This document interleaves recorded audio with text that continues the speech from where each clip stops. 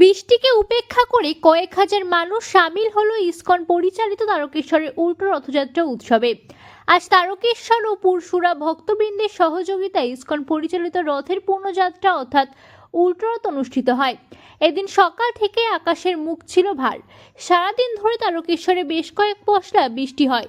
তারকেশ্বরে বৃষ্টিকে উপেক্ষা করে এদিন সকাল থেকেই নতুন বাস স্ট্যান্ড প্রাঙ্গণে সাজো সাজো রথ।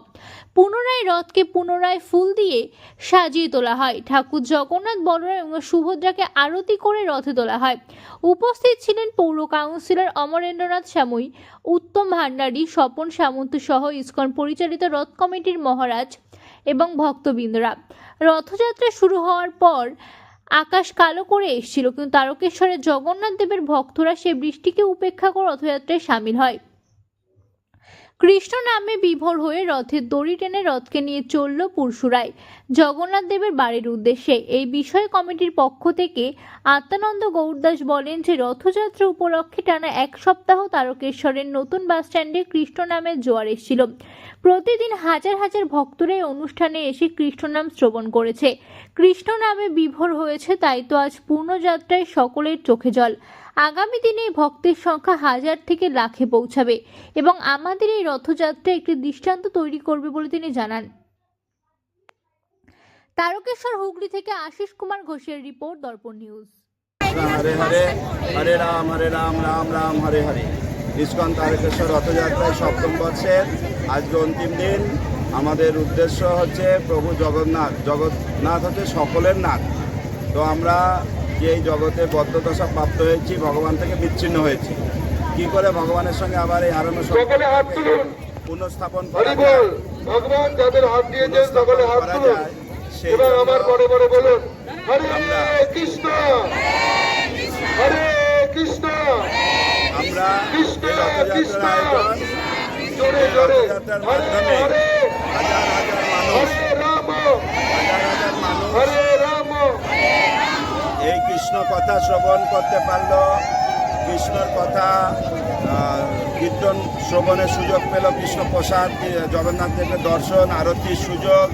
এইভাবে যে কার্যক্রম, তারা জগন্নাথের সঙ্গে একটা সম্পর্ক স্থাপনের সুযোগ লাভ করল।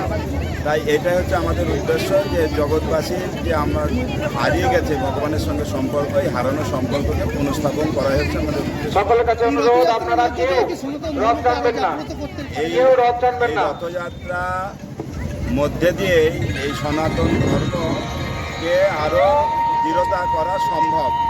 কারণ এই জগতে একটাই ধর্ম, সেটা হচ্ছে আত্মা ধর্ম, নিত্য ধর্ম, সেটা হচ্ছে সনাতন ধর্ম।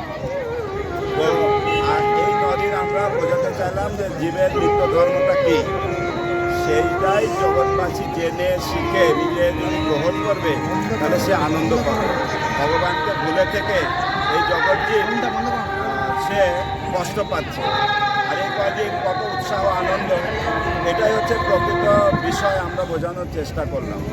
এই রথযাত্রা ইসকন যেভাবে প্রসার হচ্ছে, আগামীতে আমরা আশা করব এই জায়গায় সীমিত থাকবে না, আরও ব্যাপকভাবে হবে।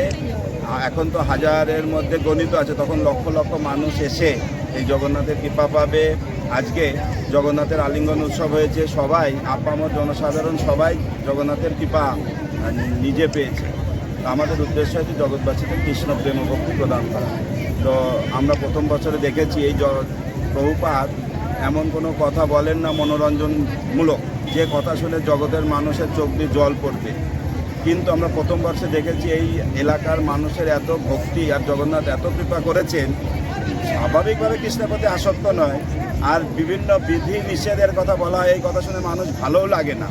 তা সত্ত্বেও কৃষ্ণের প্রতি, জগন্নাথের প্রতি কত প্রেম। যখন জগন্নাথ এখান থেকে চলে যাচ্ছেন, সকলেই তার বিরহে কান্না করছে, প্রেমে যে এত ভালোবাসা পেয়েছে জগন্নাথের প্রতি, আর তাদের প্রেম প্রদান করেছে। এটাই হচ্ছে আমাদের উদ্দেশ্য, যে জগৎবাসীতে প্রেম ভক্তি দিয়ে তাদেরকে প্রকৃত আনন্দময় জীবন। হরে কৃষ্ণ। আত্মানন্দ গৌরদাস, ইসকন পক্ষ থেকে সমগ্র হুগলি জেলা নামার্থ প্রচার।